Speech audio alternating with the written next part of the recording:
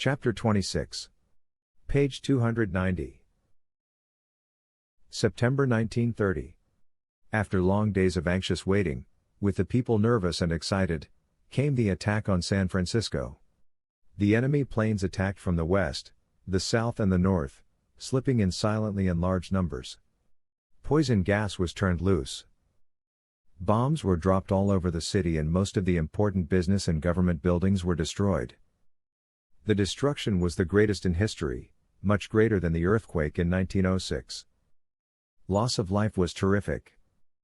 General Pearson ordered Captain Gordon and Kenilworth to lead the defense of the city. Using the Japanese planes which had been taken from the wreck of the Tokyo J-1. As soon as they got in high altitude over San Francisco, they could see that this was a gigantic attack. Thousands of airplanes were circling the air from every direction. It was evident that the enemy intended to destroy San Francisco very quickly. Captain Gordon and Captain Kenilworth were able to keep in communication through their pocket radio. They agreed that one of them should attack the enemy planes approaching from the north and the other, the planes approaching from the south and west, going as high as they could and if possible getting above the enemy planes and dropping bombs on them. When Captain Gordon got high in the air, he saw another mother ship anchored and with the smaller planes taking off from it. He sailed over and let loose his bombs and destroyed this ship. Other ships were coming from every direction by the thousands. He sailed over them letting loose his bombs cautiously. Captain Kenilworth also encountered planes by the thousands coming across from the west and succeeded in bringing down numbers of them. Finally, the enemy planes turned on him and when he saw that escape seemed almost impossible, decided to try to race back to headquarters. The enemy planes were firing on him. One wing of his plane was damaged. Then a propeller was broken and as his plane was crashing to the earth, he felt that he was sure to lose his life. Tried to steer the best he could and finally, seeing that he was going to land on a smooth spot where there were no trees or buildings, he crawled out on top of one of the wings. A few minutes after the crash he regained consciousness, finding himself uninjured with only a few minor scratches. Fortunately he was near one of the army bases and made his way quickly there. He could see to the west that San Francisco was in flames and knew that the destruction was complete. His first thought was what had happened to his old pal, Robert Gordon. Feeling in his pocket and finding his radio safe, he sent the distress signal which they had always used, asking, "Are you alive and where are you?" Minutes went by and no reply. He was heartsick and feared that Robert had lost his life. He slowly made his way to headquarters and reported what had happened. Captain Gordon finally exhausted his bombs. But he estimated that he had brought down several hundred of the enemy planes because he had sailed over them where they were flying by the hundreds in wedge formations. Each division being followed by a giant supply ship which could anchor high up in the air and supply more bombs when the bombing planes exhausted their supply and returned for more. Robert thought, "This is just what our government needs. If there were only a supply ship in the air now where I could go and get more bombs, I could bring down hundreds more of the enemy's planes." He decided to make his way back to the base or headquarters as he was powerless without bombs.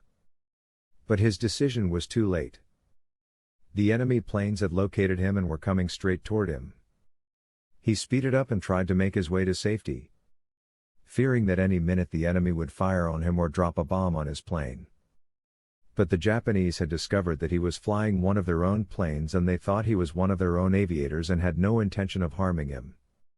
When they got close enough to see that the plane was piloted by an American aviator, they flew close beside him, signaled him to follow them. One plane leading and two others falling in beside him. There was nothing else to do and he was glad of a chance to save his life. They led him up, thousands of feet in the air, finally reached a giant plane anchored, where they landed, taking Captain Gordon a prisoner. As soon as they had landed with him, his mind went back to the days of his youth, when he had built his first bicycle to ride on the water, and when he had read the Bible and talked about the wars to come and made his plans for the great airship.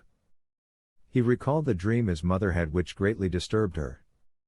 She told him she dreamed that she saw San Francisco destroyed by some terrible machine and that one of her sons had nearly lost his life there. He thought of how his mother had told him about his oldest brother losing his life in the San Francisco earthquake, and he wondered if now he was to lose his life there, because he felt that the Japs were very treacherous and would probably not keep him a prisoner but would take his life. He prayed for his dear old mother and prayed for Marie that she might be safe and her life be spared, no matter what his fate might be. Through all this excitement, for the first time he thought of his pocket radio. Before he could get it out of his pocket, he received the SOS signal from Walter and answered, telling him what had happened and where he was. Ever since the First Battle of Los Angeles, the United States officers had felt certain that an attack would come upon San Francisco and had prepared for it the best way possible. They had concentrated a greater portion of their best airplanes there and had thrown them into the fight by the thousands, and they had gone down in large numbers. Not only being outnumbered by the enemy planes but being unable to follow the enemy planes high enough to destroy them. When reports were made the following morning, more than 3,000 of this country's airplanes had been lost. The loss of life in San Francisco was appalling. Almost half of the population had been wiped out. Most of the valuable buildings had been destroyed. All the ships anchored in the harbor were blown to pieces. A poisonous gas which American chemists had never seen or heard of before had been distributed all over San Francisco, and the people who were left were sick and dying by the thousands. The waters in the bay had been poisoned and the fish were dying from this deadly gas. It was indeed a time of trouble such as the world has never known, as spoken of by St. John in the book of Revelation. The capture of Captain Gordon and the loss of both of the Japanese airplanes which had been captured at the destruction of the Tokyo J-1 was a disheartening blow, because Captain Kenilworth had reported how effectively he had worked over the enemy planes and how many he had destroyed. He was sure that Captain Gordon had destroyed many of their planes. When a survey was made of the city, it was found that several hundred of the enemy's planes had been brought down. Most of this was attributed to the work done by Captain Gordon and Kenilworth with the high-altitude foreign planes. When all reports were in, the commanders of the United States armies got together for a conference. This disaster in such a short time was bewildering, and it required quick decision as to the next move. They were at a loss to figure out what the enemy's next move would be, remembering that after Los Angeles had been surrendered and the white flag had floated over it, it had never been molested. Knowing that another attack would finish the remains of San Francisco, they decided to surrender it, and again the white flag was raised over all the remaining buildings. When General Pearson saw these instructions being carried out, he was overcome with emotion. Tears were flowing down his cheeks and he exclaimed, my God, is the land of liberty to be destroyed? Is there no way to prevent this deadly destruction?" As soon as the Japanese had captured Captain Gordon, they knew who he was. He was the man who had sold them the great silent muffler. They brought him to headquarters in Mexico, where he was questioned as to what other inventions he had. He told them that the only invention he had of value was the secret radio, with which he could send communications without any sound in the air and without anyone intercepting the messages, but made no mention of the other discoveries that he had which he knew could be used in time of emergency and of which he had never told the United States government officials. The Japanese offered Robert his freedom and a large amount of money if he would sell them this invention. After communicating secretly and silently with Walter, Robert had him tell the commanding general about the proposition the Japanese had offered him and asked for instructions as to what he should do. Their reply was to remain prisoner and not give up any of his secrets to the enemy, because the situation was bad enough at the best. But Robert knew that his services would be of greater value to his government and that it was bad judgment for him to remain a prisoner. He felt that he could make another invention for communications which would outwit the Japs. So he decided on his own responsibility to give up the secret radio. And after they tested it, they gave him his freedom and conveyed him safely out of the enemy lines. Robert returned to headquarters near San Francisco and reported to Colonel Davis just what he had done. He was immediately sent before General Pearson, who was then in command of the United States Air Forces. General Pearson, after hearing the story and considering Robert's splendid record, decided that clemency should be extended to him, but, before doing so, decided to communicate with the President of the United States and await his decision and instructions. A meeting of the cabinet was called and they voted that Captain Gordon was a traitor to his country, but decided that he should not be court-martialed and shot, but dishonored. Orders were sent that his uniform be torn from him and that he be held a prisoner. This was the greatest blow to Robert that had ever befallen him since the loss of Marie, but he had faith in God. He knew that he had done right and what was for the best, just as the Creator of the universe does all things well and for the best. He read his Bible that night while in prison and was consoled by reading Job, where he said, "Lord, Lord, I'll wait until my change comes." Robert knew that the time would come when he would be able to demonstrate to his government that his judgment was right and that he was acting for the best. His heart and soul were with his country and he would sacrifice time and money to be prepared to protect his government. He asked to be allowed to have a conference with Walter, which was granted.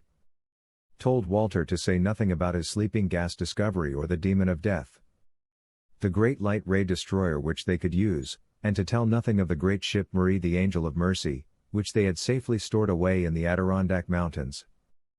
That when the government came to realize the need of great help and face defeat, he would then demonstrate the inventions that he had to save the country. General Pearson was very much interested in Gordon's case. He remembered the great feat of bringing down the Tokyo J1 and believed that Robert was a genius and a valuable man to the government. If the officials had listened to Robert and taken the discovery he had offered them, probably the defeat in San Francisco would never have happened. He did not blame Robert for selling his invention to Japan in peacetime, nor did he condemn him for turning over his secret pocket radio to the Japanese to secure his freedom. Believed he was loyal to his country and acted as he thought best and had not done it for a selfish motive. The general decided to visit Robert at the prison. After holding a conference with him, ordered him removed and brought to headquarters where he could keep him under his personal supervision. Robert confided to General Pearson that if he could secure his release, and let him return to his laboratory in New York, he could very quickly complete another invention to enable the United States forces to communicate secret orders from place to place, which the enemy could not understand or use. He told him that he had an invention partly completed which when placed a certain distance from an airplane would prevent any communication by his secret radio and that with this it would make the secret radio which he turned over to Japan, absolutely useless. General Pearson believed his story and had faith in him, so communicated with the President of the United States and obtained permission to send Robert Gordon to his New York laboratory. The general realized that the situation was much worse than the newspapers were letting the public know. The government was suppressing their weakened condition. General Pearson knew that with help from England or any other foreign country, it would be easy for the enemy to take New Orleans, Chicago and then sweep down on Washington and New York. The liberty of the United States now hung in a balance, and unless something was done, and done quickly, their cause would be lost. General Pearson wrote to the President that there was no denying the fact that the situation was critical and that the enemy had something up their sleeve and that unless every effort was made to forestall their move, he feared a repetition of the terrible disaster at San Francisco. He sent the record of Robert Gordon. Said that while he was a young man, he was one of the bravest aviators that he had ever known, that he was not only bright but brilliant. He believed he was a genius. That he had had a long talk with him and that Gordon had asked to be released and permitted to return to his laboratory in New York where he believed he could complete a valuable invention which would prove a great help to the country. The general recommended that Gordon be released and permitted to return to New York and given a chance. Said that this was the age of the young men because they were progressive and up to the times. The President wrote General Pearson to use his own judgment and send Gordon to New York if he thought best. General Pearson gave orders that Robert Gordon be brought to him. He communicated the good news, gave him a passport and told him to proceed immediately to New York and work just as rapidly as possible to perfect any kind of invention that would help defeat the enemy's plans.